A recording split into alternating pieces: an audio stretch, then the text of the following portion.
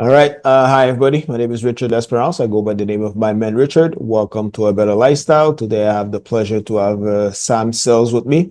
Sam is doing some great work in the real estate industry. So today we're going to be talking about affordable housing. So I think you guys are going to be pretty interested with that episode. So please, Sam, tell a little bit about yourself, and we'll get started. Yeah, thank you, Richard. Sam Sells. I'm the CEO, founder of Impact Growth Capital, and we focus on affordable housing. I'm a retired Air Force officer. I've spent a little over 11 years of my career in global health, working around the world, helping to either build, create, or sustain hospitals, clinics from West Africa, Sub-Saharan Africa, Southwest Asia, and Southeast Asia.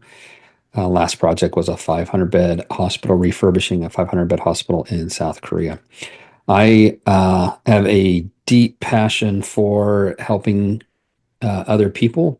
I grew up rural, poor in America, rural Oklahoma, swimming in ponds and just living that life. But now we've created a company, a for-profit company that helps create clean, safe, and affordable housing. And hopefully we'll talk some more about that.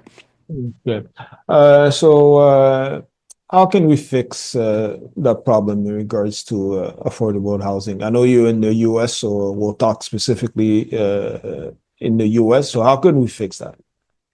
Yeah, there's two main problems with affordable housing. One is, or with housing in general, one is the cost to develop properties is it's very expensive.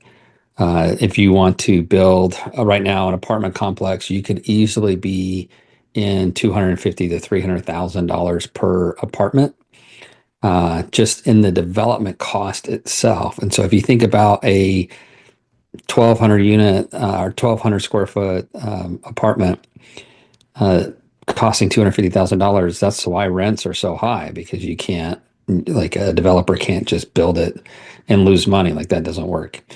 So that's one piece. The second piece is really all the regulations around um, affordable housing, about housing in general that make it so expensive. But let me share with you something that you probably haven't never ever heard. So in the United States, the largest slumlord is the United States. So the public housing authorities in the United States own over 807,000 units. That's our homes and apartments.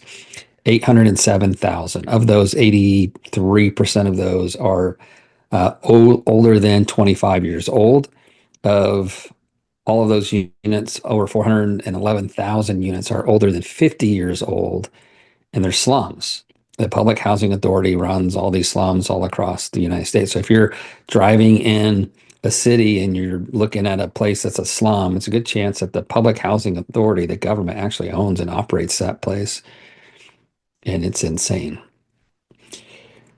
So we're working to create answers to how we fix the slums, get rid of the slums. I'm on a personal mission to just eliminate every slum in America if I can. The other part is to reduce cost of development, cost of capital, and as we can reduce cost, then the prices can come down for people to move in and have their own homes. So, you think we got there because of the costs to that situation right now?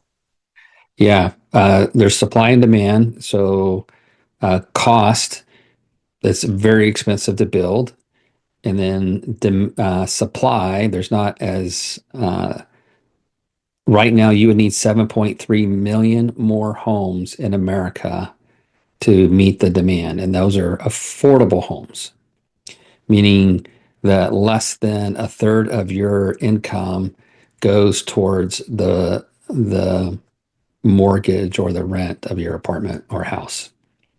Mm.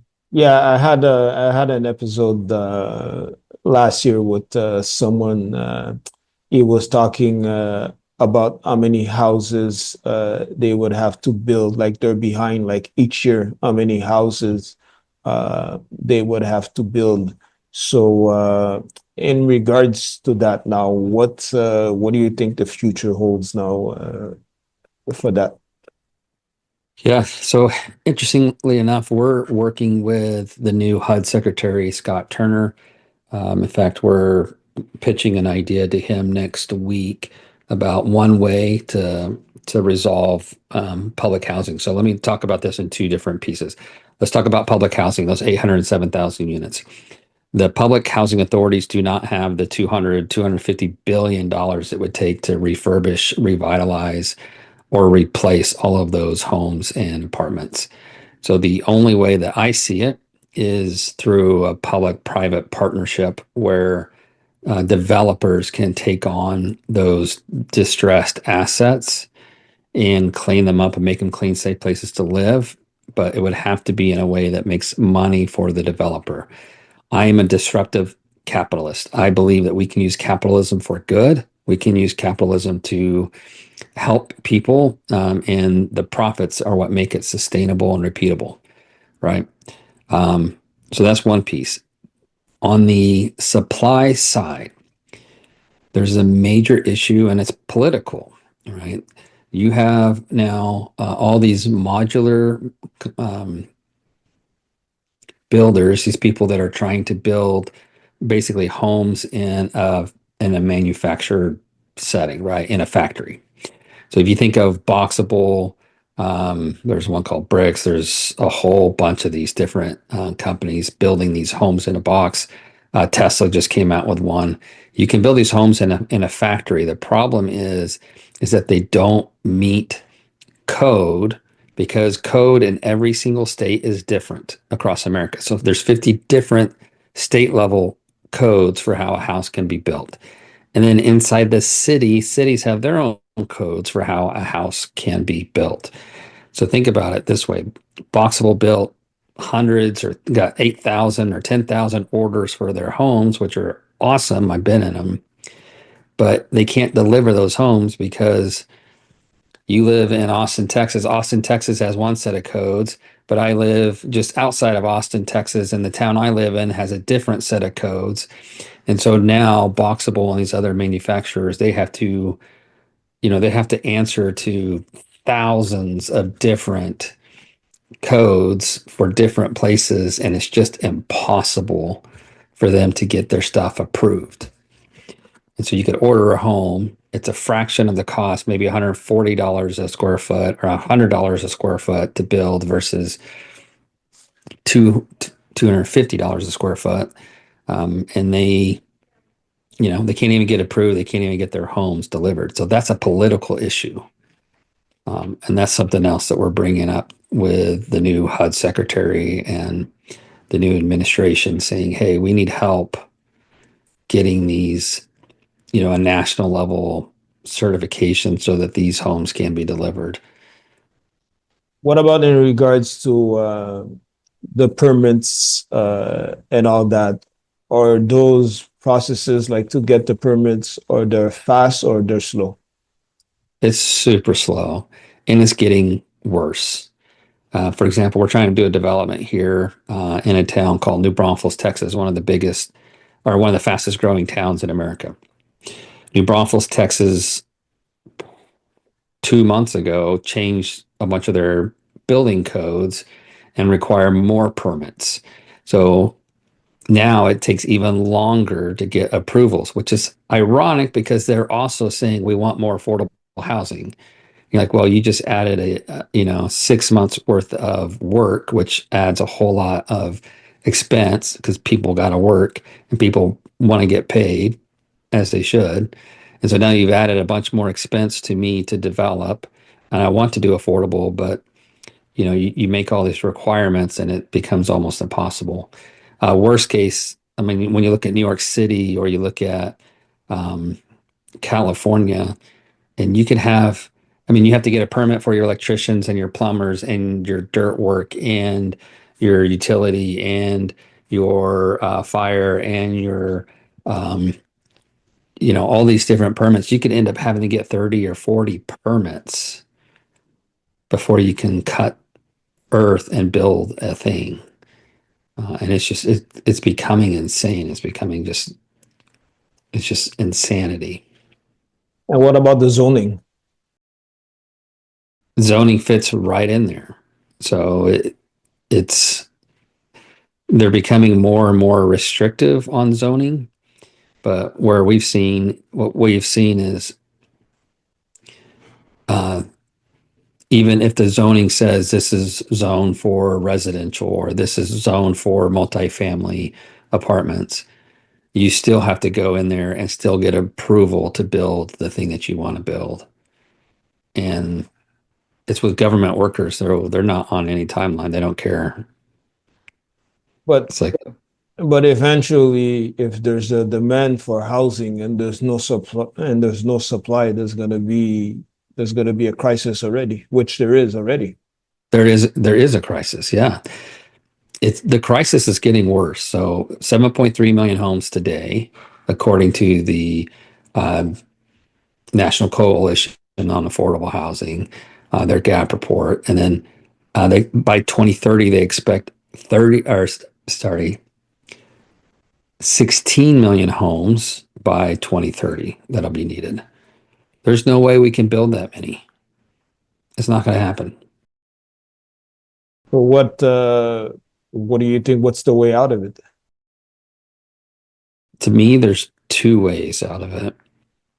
Um, well, three. Let's go in reverse order. Number one is cutting red tape to get access to more affordable debt. So if you can cut the cost to build from lending perspective, so if you can get a HUD loan or an FHA loan or other agency-backed loan that you don't need to spend 7 months in processing to get access to,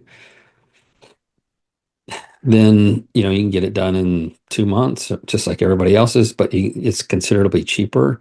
Then you can charge less for the home itself. All right. Number two would be federal policy that um, trumps state level policies on your code requirements and everything else. Like if there was a national code for housing, like what a house needs to look like structurally and physically and everything else, whether or not a house needs sprinklers or not. Every city's got their own codes on. If you have three houses together, now they need sprinklers. Um, if you could do a national code like that, and then would make it so much easier for builders to build. There's one standard, they meet that standard. And then all these modular builders could meet that one single standard, build to that one single standard, and cut significant cost because they can just keep doing the same thing over and over and over again right out of the manufacturer or right out of the factory and just send those units and those homes. So that's a policy issue that needs to get resolved. When you go to look at public housing, uh, a lot of these 1950s assets, they may be 50 units sitting on 5 acres of land. Well, you could develop 300 units on those 5 acres of land or 250 units on those 5 acres of land. So tear down these old, decrepit slums and rebuild clean, safe, affordable housing with subsidies, grants, and tax abatements. And that would be profitable for investors, and it would, double or triple the supply in those areas, which would also more supply also helps bring down um, the rents, which would be great. Do you think in general the infrastructure is there in the around all the states? Political infrastructure or No, the I mean, physical? well, yeah, physical. Yes and no. So there's a lot of states that are struggling with water right now. Texas is struggling with water. Arizona, Nevada is struggling with water. California is struggling with water. Um, so that's a issue. We have a solution to that, but um, we're rolling that out, and as it rolls out, it'll make a massive difference. But the infrastructure is old in the cities. So you think of all these cast iron pipes that are now 40, 50 years old. They're all rotted. And so that infrastructure is dying and has to be replaced. And that bill is coming due over the next 5, 10 years. There's going to be massive infrastructure improvements, and that stuff is super expensive. So that's one. Yeah. Do you think also why? Well, I don't know. Maybe you can answer that. Maybe if the ROI on the return on investment for building affordable housing from the developer side, is it profitable for them, or it could be more profitable in the future? So I just sent a proposal to um, the FHA about how to make it more profitable and easier for developers to develop affordable housing, where we align some incentives. Look, a developer wants to make money, right? They have to make money. They got to pay their employees. It's very, very expensive. Um, and we've got work to do. It's expensive, especially with all the stinking red tape you got to go through and all the permits and everything else that we've been talking about, right? Um, so that proposal hopefully will go through, but the way that you cut costs are reduce the number of hoops you have to jump through.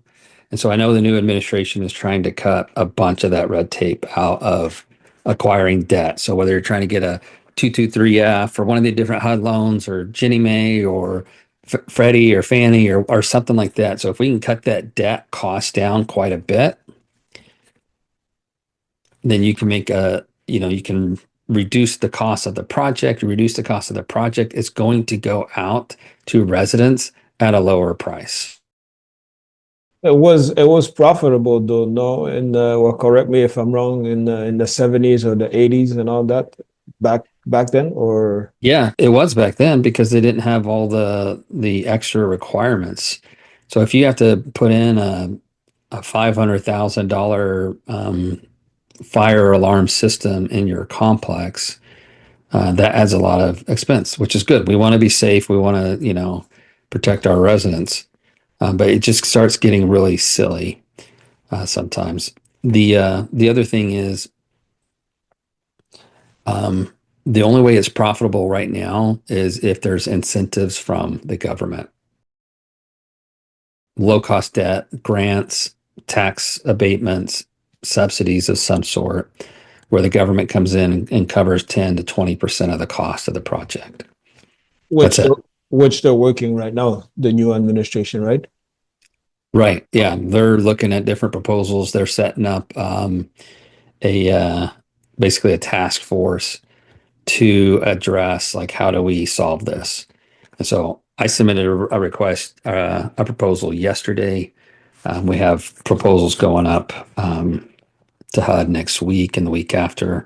Just like, hey, I'm a disruptive capitalist. I love capitalism, but I also think that we can be capitalists without being rude or jerks or taking advantage of people. We can create value. We can create affordable, clean, safe, affordable housing in a way that people really want that.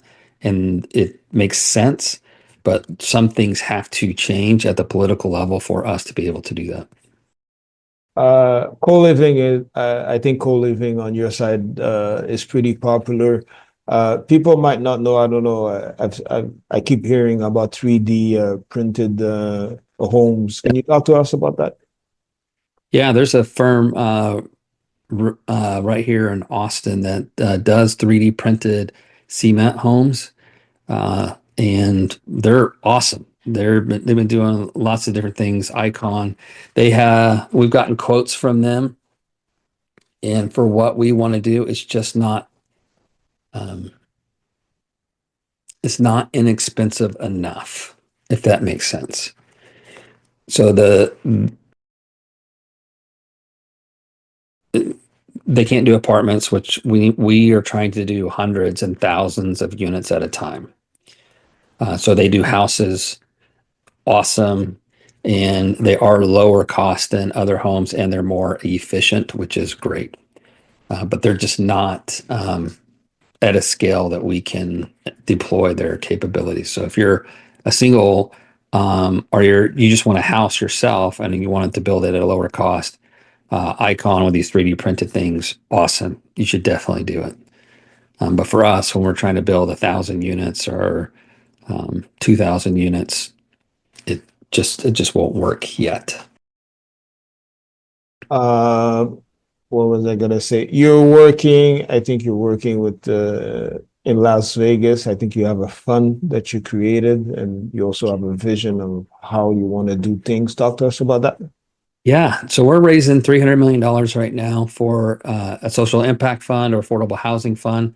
And we have our nonprofit arm that is working closely with the fund. So what we're doing is we're raising money to create and increase the amount of affordable housing.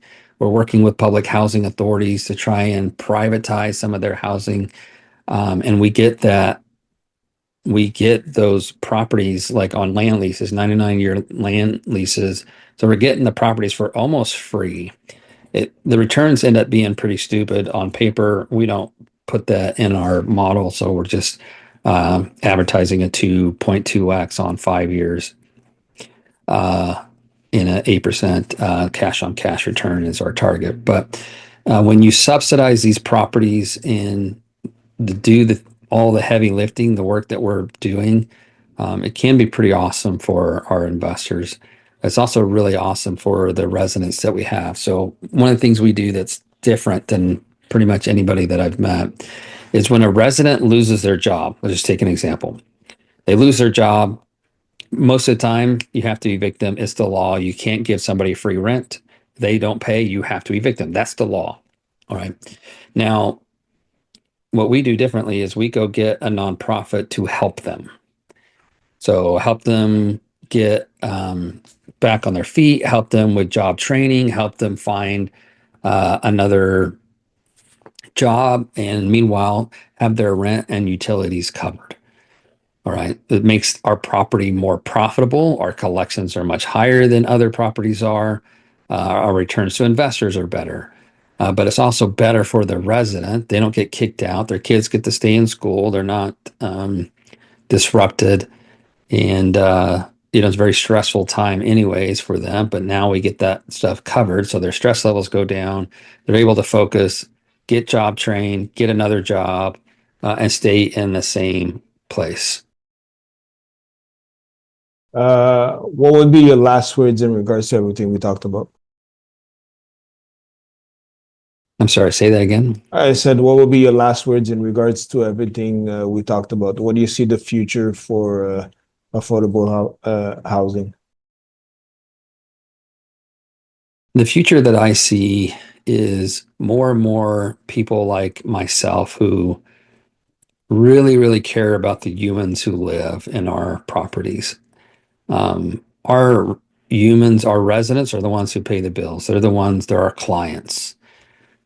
We can be good stewards. We can be wonderful stewards of our properties and create these clean, safe, affordable places to live that are thriving and that are very, very profitable, but they also help the residents with their needs so that they can go be successful in life.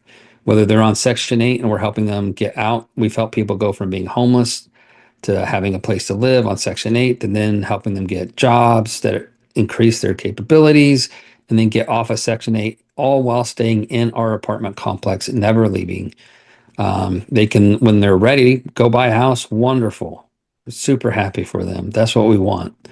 But they need a place to live that's safe, that's affordable, that they don't have to worry about getting shot or mugged.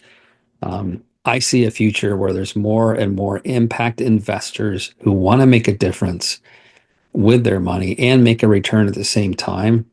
Um, that's what I see. I see more people becoming attuned to this reality that you can do this. And if that's you and you're listening to this right now, reach out to me, Sam at impactgrowthcap.com, or check out our website, impactgrowthcapital.com. And we would love to talk. You can also find me on LinkedIn at Samuel Sells, or on Instagram at Disruptive Capitalist. The Disruptive Capitalist is where I'm at.